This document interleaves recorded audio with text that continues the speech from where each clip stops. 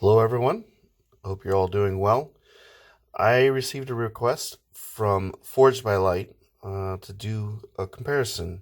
So what I'm going to show you is the chassis for two different types of Ultrasabers.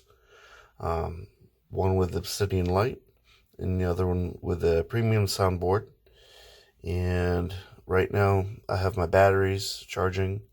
Got a pair of lithium-ion 14500 batteries. They're none the worse for wear. A couple older batteries. They're in my X-Star charger. This is a really good charger. Shows you,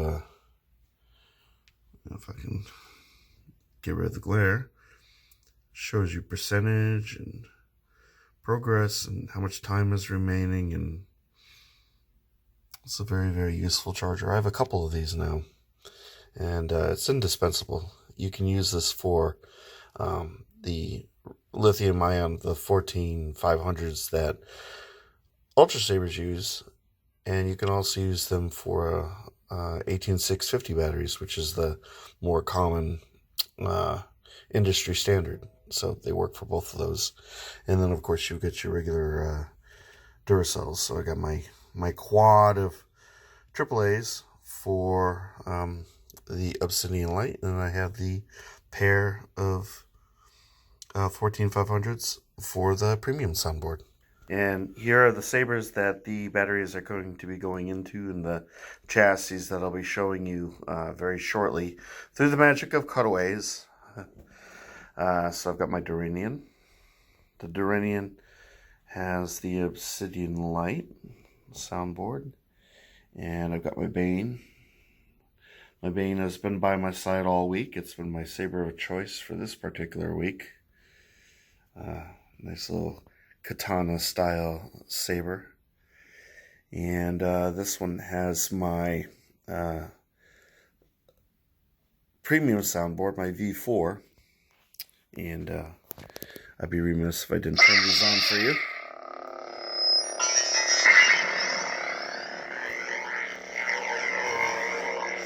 Do a real quick comparison. The Duranian is consular green, and the Bane is hot pink. Hot pink!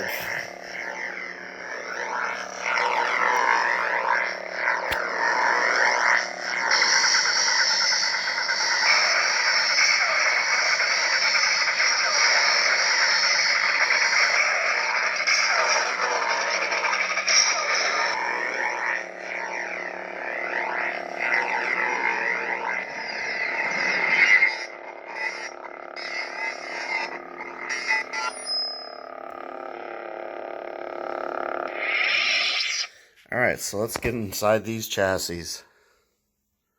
So here are the electronic hearts of our respective sabers. And I know that this is going to elicit certain responses. And you're welcome to it. So Ultrasabers, they love their electrical tape. This is the Obsidian Lite soundboard right here with the battery chassis that's connected to the speaker. And this takes four AAA batteries, and they snap into place, alternating this way and that, positive to negative, negative to positive, and that carries over to the other side.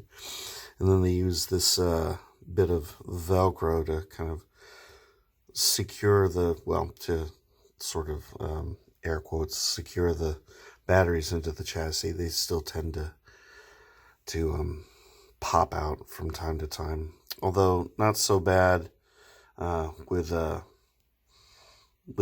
sound sabers, because the speaker really does a good job of kind of holding the chassis in place pretty securely. It doesn't move about like it does with a stunt saber, but still, it's crude at best, and it is fragile.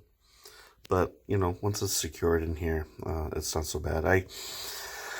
A lot of people opt to get recharge ports for their hilts, but at $65-$75 a pop, that's a non-starter for me. That's just far too expensive for something that really should just be free. So that's as critical as I'm going to be of that. So anyway, that's the Obsidian Lite setup, and this is the Obsidian premium soundboard, the V4. And what you have is you've got your little USB port right there for connecting to your computer.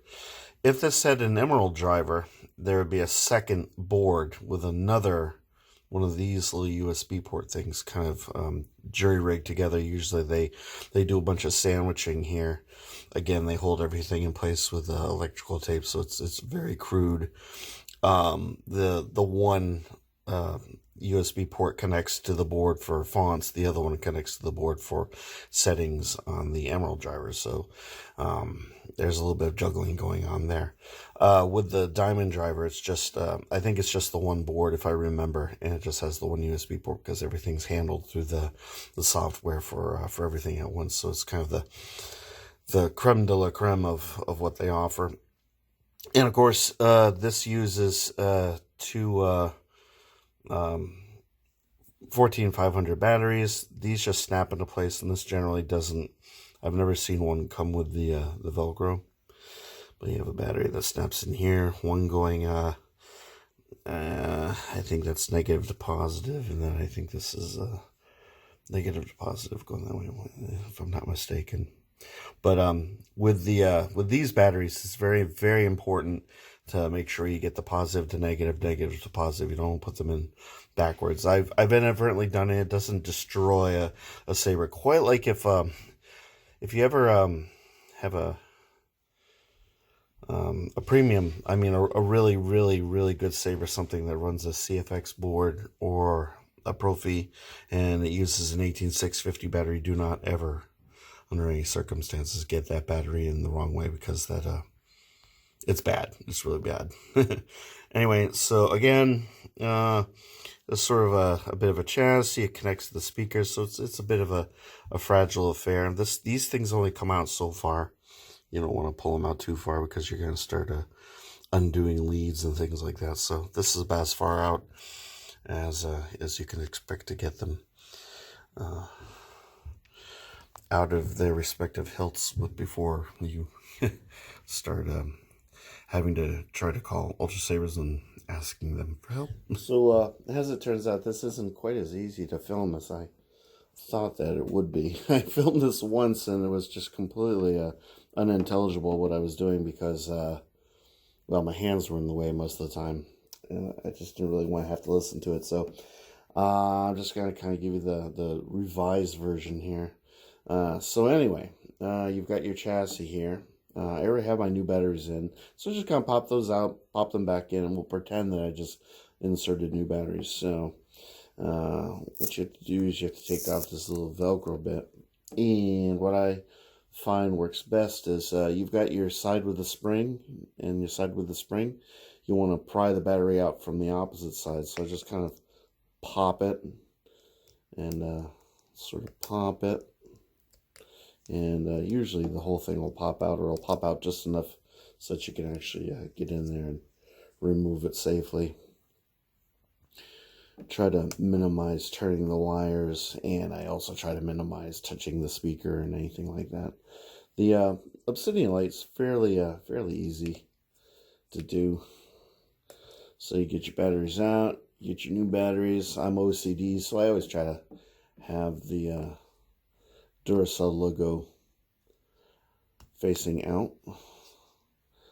I don't know why, other than the fact that I am just borderline insane, I guess. But then again, who isn't, right?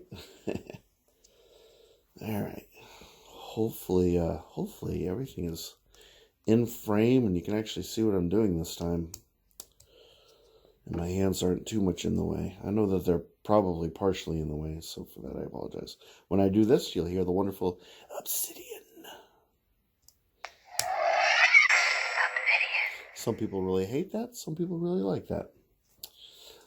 Okay, so you get your little Velcro bit, and the board is here, so I usually kind of put the Velcro just outside the board. I don't actually have it make contact with the well, I don't have it wrap around the board per se. This is the tricky part. So let me put this down.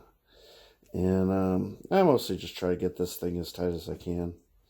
It is not an easy thing to get on here.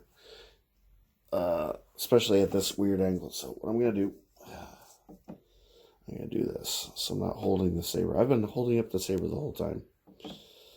There we go. I should have done this in the first place. This actually feels pretty good.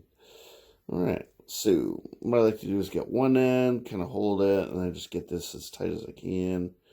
Wrap that bad area around there like that. And you're good to go. And that just kind of goes in there in whatever way seems best. If it feels wrong, if it feels like something's not quite right, then definitely don't keep pushing the battery pack in there. You'll maybe want to, kind of realign it. Make sure that you're not damaging any wires. That's key. Because you don't want to have to send this back to Ultrasabers for repairs, because we all know how that much can suck. Although, to their credit, they've always done pretty good by me as far as that goes. So, I can't complain too much. Alright, so let's do this one. Now, this one doesn't have the little Velcro thingy-do, so this one's pretty easy. We're going to try starting from here, like I did with the last one. Alright. Got something figured out. Alright, and again, you can pry that out. The chassis does tend to flex a little bit. The plastic and everything does flex, but obviously you don't want to push that. You don't want to be cracking anything, so I don't push it. I'll just kind of help it the rest of the way, like that. And again, you're going from the unspring-loaded side. Now, I'm sure that people have better ways to do this. You can, I'm using a hex key. You can use a guitar pick if you have a guitar pick, or most electronic kits, electronic maintenance kits, as it were, they have the little plastic things for like popping electronics apart. So you can use something like that, or if you're really, really brazen, you can use a knife. Sometimes I use whatever's around. Okay, there you go. You pop that out, then you get your new batteries. These are the same batteries. With these, I like to have the positive and negative showing, so I know that the negative goes to the springy side, and the positive goes to the non-springy side. And I always, when I'm inserting lithium-ion batteries, I make sure that that's facing out, so I know which side is going in. And that still doesn't mean that I'm going to do it right, but it definitely helps. That is definitely a prerequisite when you're inserting batteries into a saber that uses a lithium-ion 18650 battery. That's my recommendation. Always. Get in there. Always make sure that, that the positive and negative leads are showing. So, let's get that inserted. That's a little bit of resistance. I don't like too much resistance, so sometimes you have to turn it a little bit to get it in there and have it not damage or twist or crimp any wires. You don't want any of that.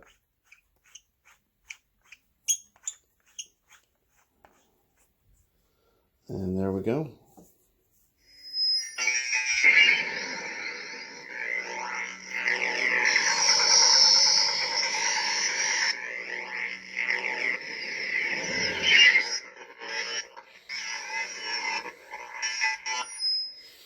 Love this saber, love this blade color, and I love this font. Ancient Saber is a really cool font. I'm actually considering maybe someday getting one of these in stud configuration. I don't know why. This has been my saber this week. So, hope you found this useful and interesting and informative. So, that is pretty much it for this video. I appreciate you watching. And if you have any comments or questions, comment. I will do my very best to answer your questions to the best of my ability. So, If you could subscribe, that'd be super helpful. Like the video, share the video, all that good stuff. And I'll catch you next time in yet another video. So I hope everyone has a wonderful rest of the week. And may the force be with you always. Take care now. Bye.